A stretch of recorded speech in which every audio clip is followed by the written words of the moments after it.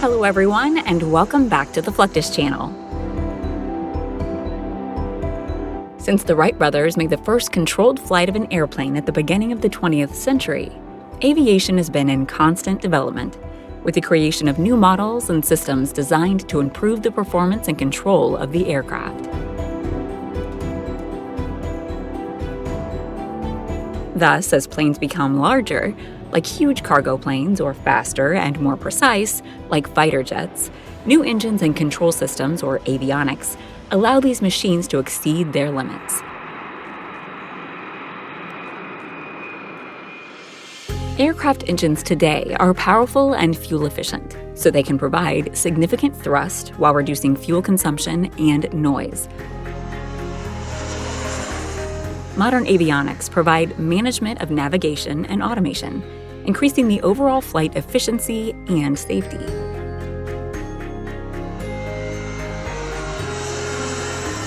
This technological development can be seen in systems like the high-power ram air turbine, which was developed to provide auxiliary or emergency power in commercial or military applications.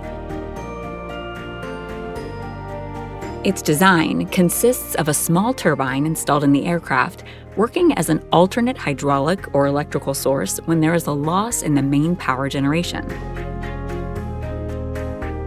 For such cases, the RAT will power vital systems, such as flight controls or flight critical instrumentation, navigation, and communications equipment.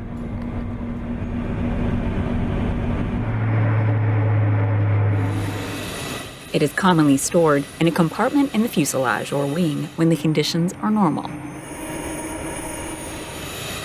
When there are any issues with the plane, the system can be deployed manually or automatically when there is a complete loss of AC power. While the ram turbine is deployed, the essential instrumentation uses aircraft batteries to be powered.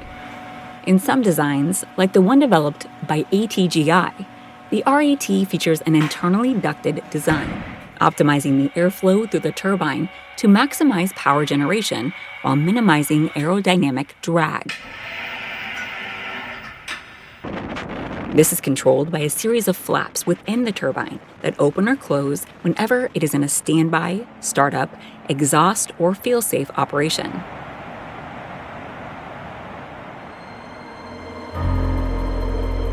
Considering the importance of this system and the complexity of its mechanisms, inspection and maintenance work must be carried out at a certain period of time. During this process, the RAT is disassembled to access all the internal components, which are carefully inspected by the technicians looking for any type of damage. They select the pieces that require maintenance or replacement. Afterward, those components are fixed and the rotary parts are balanced.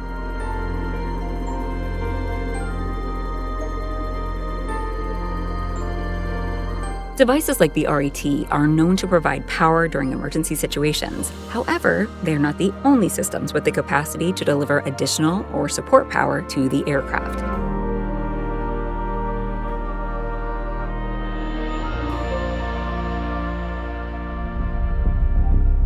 This is the case of the independent power source known as the Auxiliary Power Unit, or APU. It allows an aircraft to operate autonomously without dependence on ground support equipment, such as a ground power unit.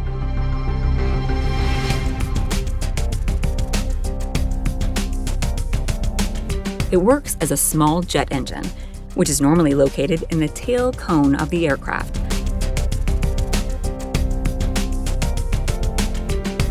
But in some cases is located in an engine nacelle or the wheel well. When running, the APU provides energy to aircraft systems as well as bleed air for air conditioning and engine start. Almost any pilot will tell you that the hardest part of their job isn't the flying, but the landing.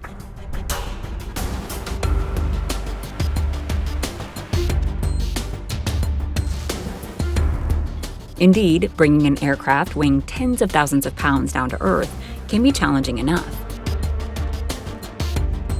But what about cases where runway length is limited?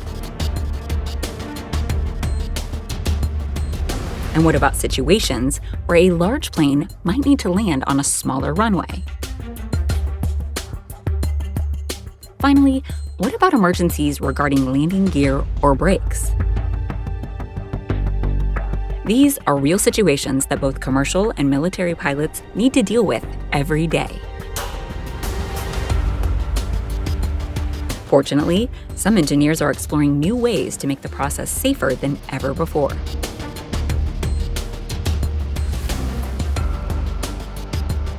This is the Engineered Materials Arrestor System, or EMAS. It is essentially a bed of special material placed at the end of a runway for the purpose of stopping an out-of-control aircraft. The materials used in the construction of the EMAS are specifically designed to absorb energy and crush under the weight of the aircraft. The current technology involves concrete blocks dense enough to bring a plane to a stop after just a few meters.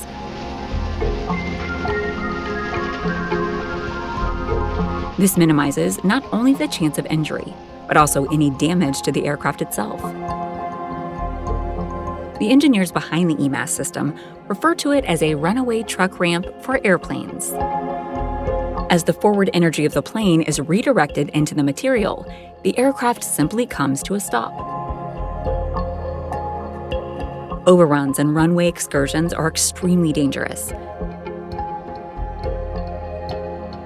as they often cause the landing gear to buckle, creating friction that could start a fire.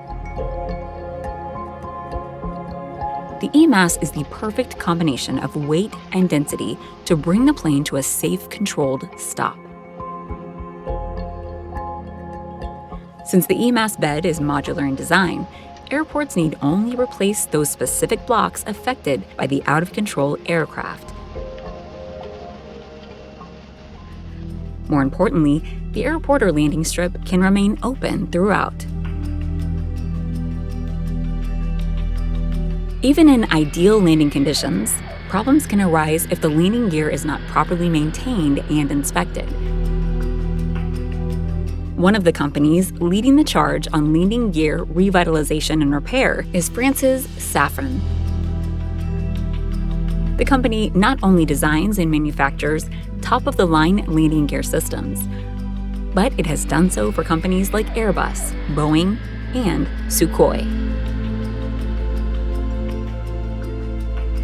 Upon receiving an old or damaged landing gear system, Safran techs immediately put the materials through a comprehensive 4-step process. First, the landing gear is disassembled and thoroughly cleaned. Next, the parts are carefully inspected for wear or damage. This is done both visually and digitally to ensure the best results.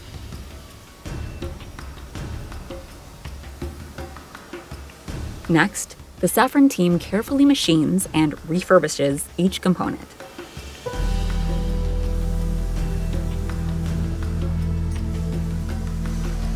The protective coatings are then reapplied, just as they would during the initial construction.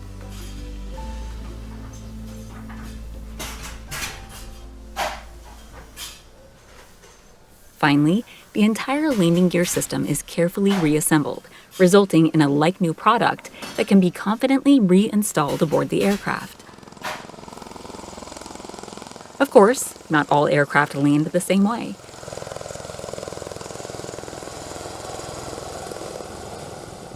In the case of aircraft like the V-22 Osprey and F-35B, you have the capacity for vertical takeoffs and landings, not unlike a helicopter.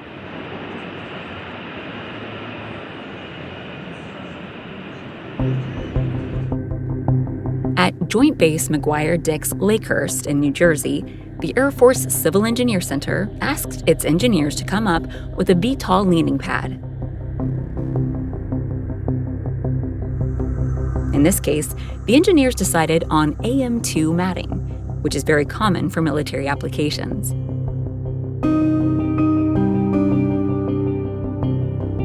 Each pad consists of 4 interlocking edges, that can be connected to create landing surfaces of various sizes.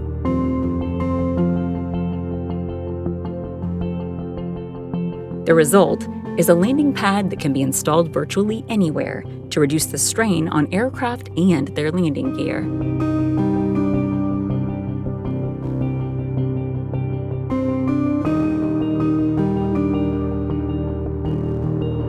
The United States Air Force also has some ideas about how to effectively stop an out-of-control aircraft.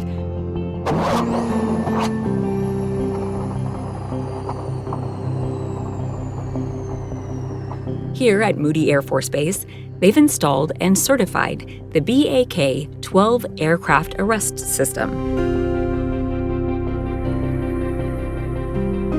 This is a multi-disc rotary energy-absorbing mechanism, similar to the aft part of an aircraft's catabar system.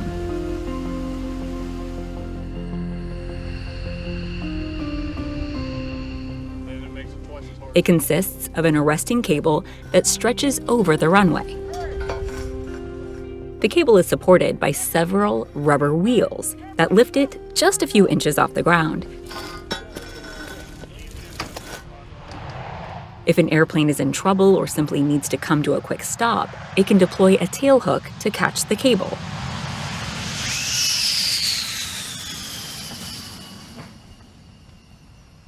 This transfers the energy to a rotary mechanism, allowing for a safe stop.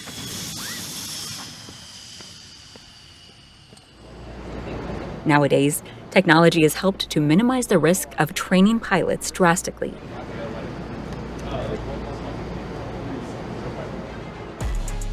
A big part of this is due to the invention of high-quality, ultra-realistic simulators, like this one for the F-16 Fighting Falcon. These simulators are capable of accurately modeling a wide variety of mission types, weapon systems, and ordnances. Its 360-degree display gives trainee pilots an entirely realistic experience that almost perfectly mimics actual flight. Best of all, this sort of training can be accomplished anywhere without putting any personnel or equipment at risk. Last but not least, it saves the U.S. military millions of dollars in fuel and man-hours.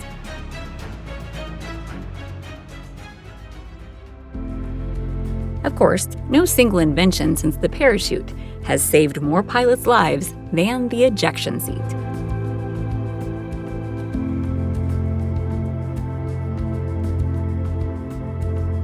In the early days, pilots simply had to climb out of their cockpits and hope they didn't strike the wing or tail on the way.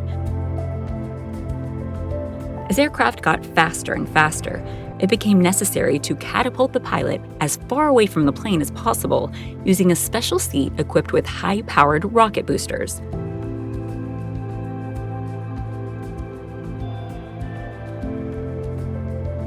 Over the course of decades, these seats were refined over and over again to maximize safety and capabilities. With modern systems, pilots can eject while on the ground and still deploy their parachutes to minimize injury.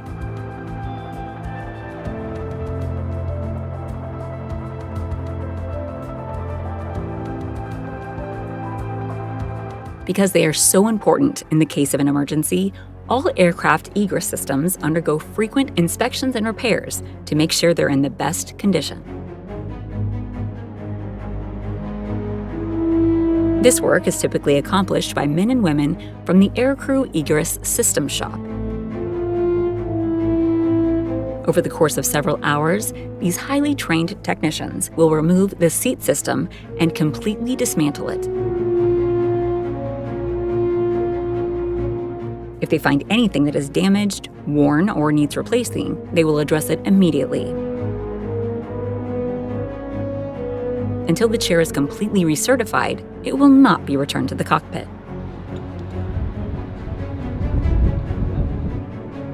It's also important that the pilots themselves know what to do once they eject. This is where parachute training is absolutely invaluable. In many cases, this is done simply by having the trainees jump out of an actual aircraft. In recent years, however, the U.S. military has developed special simulators capable of recreating the ejection experience. These simulators are also handy in teaching alternative egress methods and in showing trainees how to steer their parachutes so they can get on the ground safely after their first jump. That's the end of this video. I hope you enjoyed it. Make sure to subscribe to this channel so you don't miss any of our new content. See you next time.